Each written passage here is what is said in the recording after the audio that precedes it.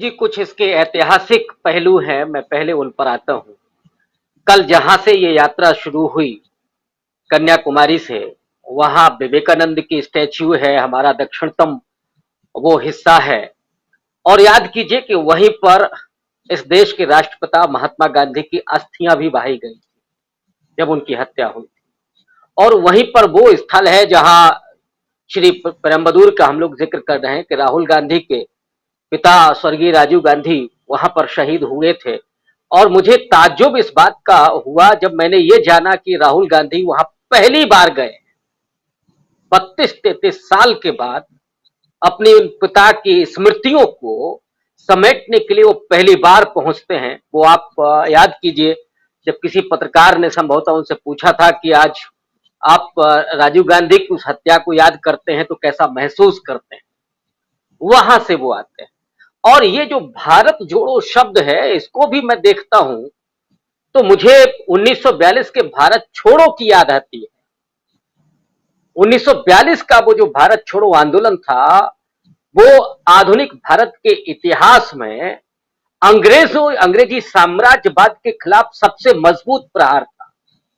तो इसकी एक जो प्रतिध्वनि है वो ये भी है कि जिस तरह से ये सत्ता पूरे अंग्रेजी चाल चलन पर चल रही है, जहां विभाजन, जहां सिविल सोसाइटी के अभिव्यक्ति की आजादी पर प्रहार, और साथ ही साथ एक नहीं वो दर्जनों नाम है, आनंद तेल तुंबड़े से लेकर के सुधा भारद्वाज होते हुए अभी तीस्ता सीतलवाड़ में मेधा पाटकर, ये तमाम बुद्धिजीवी, और उसी कर्नाटक में जहां से दक्षिण भारत से ये यात्रा आ रही है, गोविंद पानसरे, गौरी लंकेश, ये तमाम बुद्धिजीवी जिनमें से बहुतों को जेल में डाल दिया गया है और उन पर आरोप किस तरह के हैं और उनकी सच्चाइयां क्या है, ये हम सब जानते हैं।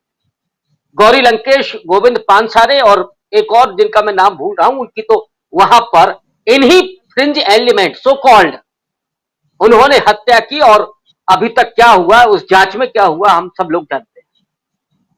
तो एक तरफ तो ये तस्वीर है और दूसरी तरफ राहुल गांधी पर पिछले एक दशक में जिस तरह के हमले हुए हैं, राहुल गांधी को क्या क्या नहीं कहा गया। आज राहुल गांधी जिस तरह, अभी आपने 4 दिन पहले देखा, 3 दिन पहले, कि एक उनका शब्द फिसला था, उस पर जिस तरह से माने भारतीय जनता पार्टी करे तो करे, समझ में आता है, गोदी मीडिया के कुछ पत्रकार भी शुरू हो गए थे। तो जिस समय देश में पत्रकारिता से लेकर के तमाम संवैधानिक संस्थान, आज ही मैं अभी एक खबर पढ़ रहा हूं कि जो ईडी के हेड हैं, जनहित में उनका कार्यकाल फिर से बढ़ा दिया गया है। अब कौन सा जनहित है हम सब जान रहे हैं। तो तमाम संवैधानिक संस्थाओं को ढाया जा चुका है। लोगों को बोलने की आजादी वो नहीं है जो अभी वर्षा जी कह रही, इस पर पाबंदी है, उस पर पाबंदी है। पाबंदी उस पर है जब आप सवाल खड़ा करते, पाबंदी उस पर नहीं है जब आप पूछे कि आम चूस करके खाते हैं कि काट करके खाते हैं। आप मोदी जी का चालीसा रोज पढ़ सकते हैं, कोई पाबंदी नहीं। तो अभिव्यक्ति, या तो आप यहां गुणगान कीजिए या खामोश रहिए, आप सवाल नहीं खड़े कर सकते, यह सीधा संदेश दिया जा चुका है।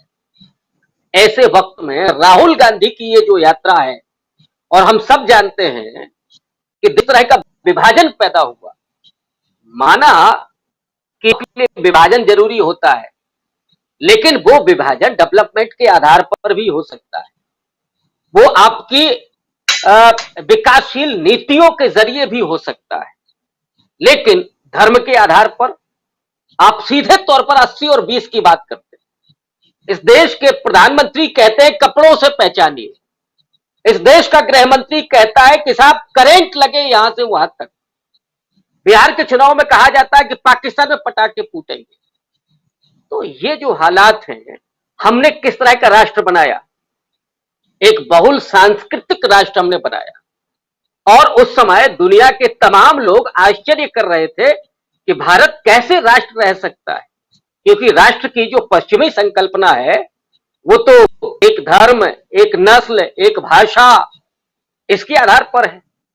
लेकिन ये जो देश है वो अद्भुत है और आज से नहीं है, अपने उस पूरे ऐतिहासिक प्रक्रिया में है।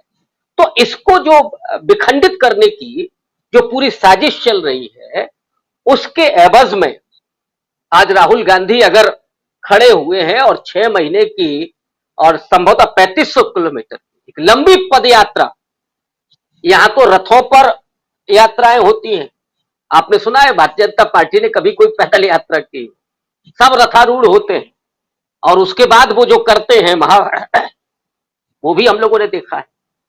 तो ये व्यक्तिगत तौर पर राहुल गांधी प्रशंसा के पात्र हैं और वो जिस तरह से उनका जो बॉडी लैंग्वेज है, जिस तरह की वो संवेदनशीलता है, राहुल गांधी ने कभी उस तरह का कोई वक्तव्य नहीं दिया गया, वो कभी जबान उनकी फिसल गई हो, वो एक अलग बात है। और साथ ही साथ जो आपका सवाल है कि जो सिविल सोसाइटी है, सिविल सोसाइटी आज से नहीं, वो 80, 84, 85 में भी थी, 75 में भी थी। उनका क्या है? उनका एजेंडा है कि देश में संविधान, लोकतंत्र, संवैधानिक संस्थाएं ये सारी मजबूत हों, उसके लिए सिविल सोसाइटी काम कर रही है।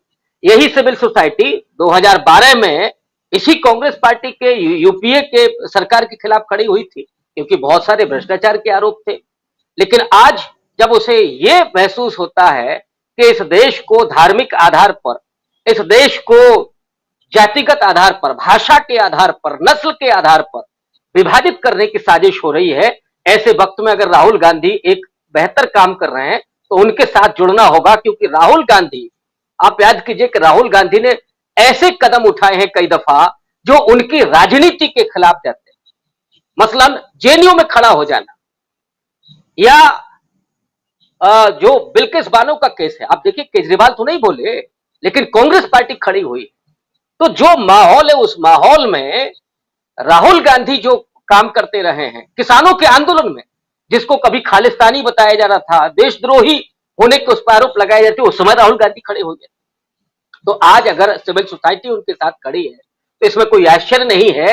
हाँ, मैं ये जरूर कह सकता हूं कि जैसे जैसे ये यात्रा दक्षिण से उत्तर की तरफ बढ़ेगी, सिविल सोसाइटी का समर्थन बढ़ता जाएगा और सिविल सोसाइटी के साथ साथ जो सोशलिस्ट हैं, जो अम्बेडकराइट हैं, जो और दूसरी विचारधाराओं के लोग हैं, वो तमाम वाम बुद्धिजीवी तो है ही, वो तमाम लोग भी राहुल गांधी की, और जो पत्रकार जो अभिव्यक्ति की आजादी को पसंद करते, जो इस देश में समता, बंधुत्व और न्याय को होते हुए देखना चाहते हैं, वे सारे लोग इस यात्रा को सफल बनाने की कामना करेंगे और साथ भी जुड़ेंगे।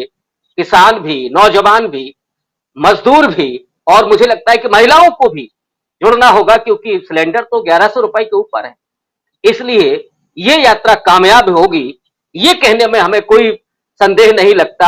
हाँ, उसका राजनीतिक सुफल कितना होगा ये फिलहाल नहीं कहा जा सकता।